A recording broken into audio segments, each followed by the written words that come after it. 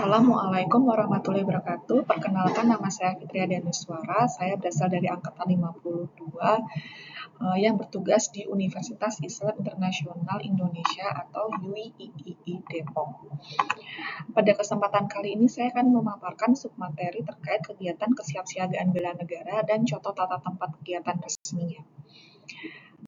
Nah, untuk kegiatan kesiapsiagaan bela negara, ini ada 5 kegiatan. Yang pertama, peraturan baris-baris dan tata upacara, keprotokolan, kewaspadaan dini, membangun tim, dan yang kelima, cara kamalam dan api semangat bela negara. Untuk masing-masing penjelasannya akan dijelaskan di slide berikutnya. Terkait peraturan baris-baris dan tata upacara, ini bahwa salah satu dasar pembinaan disiplin bagi peserta Latsar adalah latihan baris-baris atau PBB.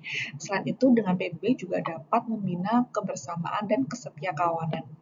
Adapun manfaatnya yaitu menemukan sikap jasmani yang tegap dan tegas, rasa persatuan dan disiplin.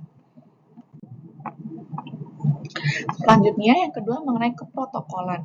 Hal ini diatur dalam Undang-Undang Nomor 9 Tahun 2010 tentang keprotokolan, yaitu bahwa keprotokolan adalah serangkaian kegiatan yang berkaitan dengan aturan dalam acara kenegaraan atau acara resmi yang meliputi tata tempat, tata upacara, dan tata penghormatan sebagai bentuk penghormatan kepada seseorang sesuai dengan jabatan dan atau kedudukannya dalam negara, pemerintahan, atau masyarakat. Nah, dalam keprotokolan ini diatur mengenai penataannya. Yang pertama, tata upacara, yang kedua, tata penghormatan, yang ketiga, tata tempat. Yang pertama, terkait tata upacara ini diatur sesuai dengan Undang-Undang Nomor 9 Tahun 2010 tentang keprotokolan. Dalam pasal 1 menjelaskan bahwa tata upacara adalah aturan melaksanakan upacara dalam acara kenegaraan dan acara resmi.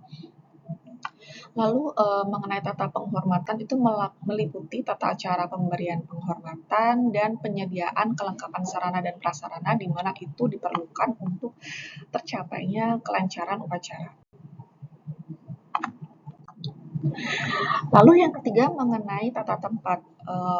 Hal ini diatur dalam pasal 1 ayat 7 Peraturan Pemerintah Nomor 62 Tahun 1990, di mana tata tempat adalah aturan mengenai urutan tempat bagi pejabat negara dan pejabat pemerintah dan tokoh masyarakat tertentu dalam acara kenegaraan atau acara resmi. Di sini saya menyertakan 3 contoh tata tempat untuk kegiatan resmi. Yang pertama ini mengenai tata tempat duduk dengan jumlah blok ganjil. Nah, ini ya bloknya atau banjarnya ada 3, yaitu ganjil.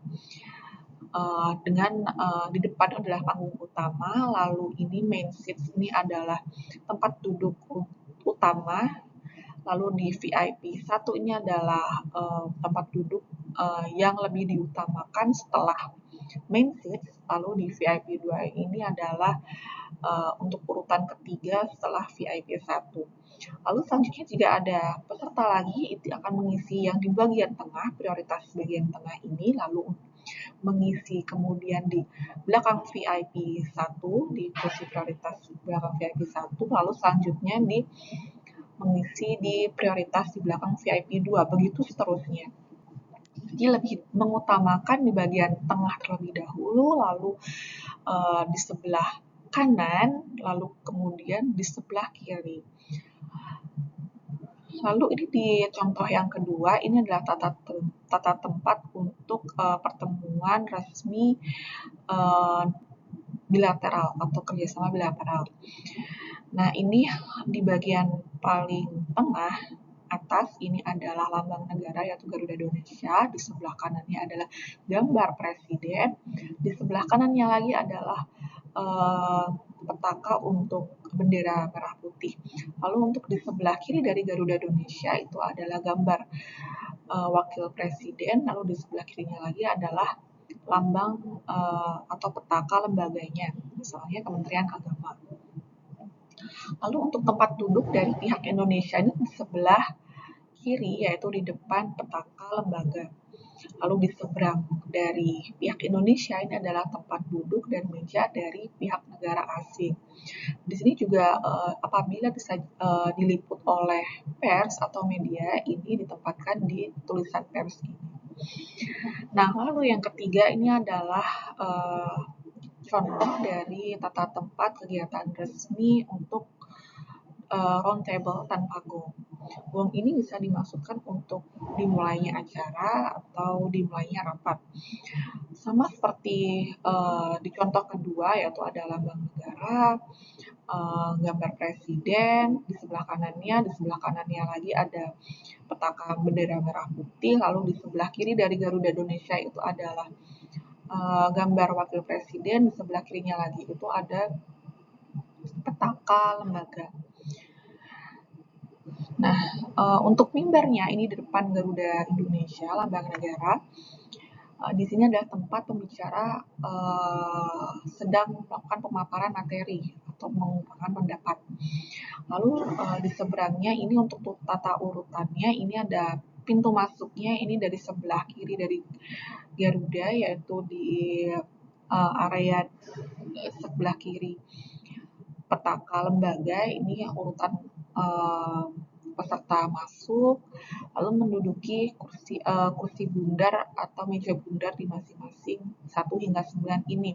Urutannya adalah pejabat negara atau pejabat pemerintah atau tokoh masyarakat yang secara struktural itu paling tinggi mengisi nomor 1, lalu diurutkan dengan nomor 2, nomor 3, lalu di belakangnya nomor 1, nomor 4, begitu seterusnya hingga nomor 9. Nah, bahkan dalam keprotokolan ini itu mengatur mengenai hal kedatangan dan kepulangan. Orang yang paling dihormati itu selalu datang paling akhir dan pulang lebih dulu. Dan terkait jajar kehormatan itu orang yang paling dihormati itu harus datang dari arah sebelah kanan dari pejabat yang menyambut. Protokol ini juga mengatur terkait schedule, lalu sarana prasarana yang dipasang atau ditempatkan dalam ruangan rapat.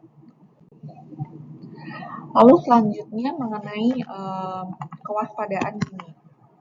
Kewaspadaan dini ini adalah kemampuan yang dikembangkan untuk mendukung sinergisme penyelenggaraan pertahanan militer dan pertahanan nirmiliter, di mana ini dilakukan secara optimal sehingga terwujud kepekaan, kesiagaan, dan antisipasi setiap warga negara dalam menghadapi potensi ancaman.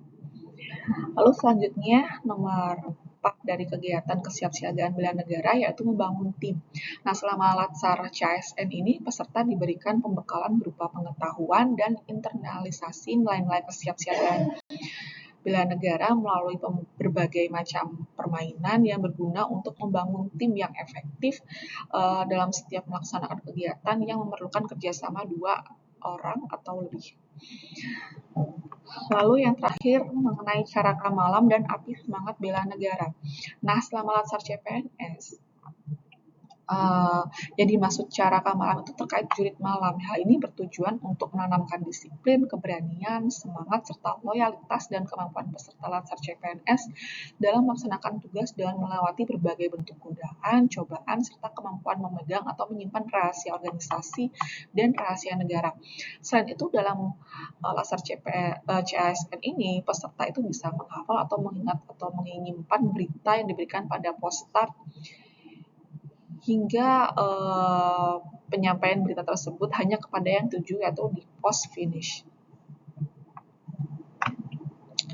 Lalu terkait dengan api unggun, maksud saya api semangat bela negara ini yang dimaksud adalah api unggun.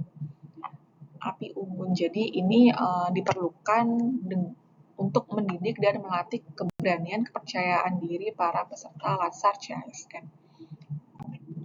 Lalu yang terakhir mengenai kesimpulannya, bahwa dalam berbangsa dan bernegara sebagai CASN patut untuk memiliki sikap kesiapsiagaan bela negara dan memahami kegiatan kesiapsiagaan bela negara tersebut. Hal ini dilakukan semata-mata karena CASN berada dalam sakri atau wadah perjuangan demi mewujudkan cita-cita dan tujuan bernegara. Terima kasih. Berikut yang dapat saya sampaikan terkait kegiatan kesiapsiagaan bela negara dan contoh kegiatan resmi dan contoh tata tempat kegiatan resmi. Wassalamualaikum warahmatullahi wabarakatuh.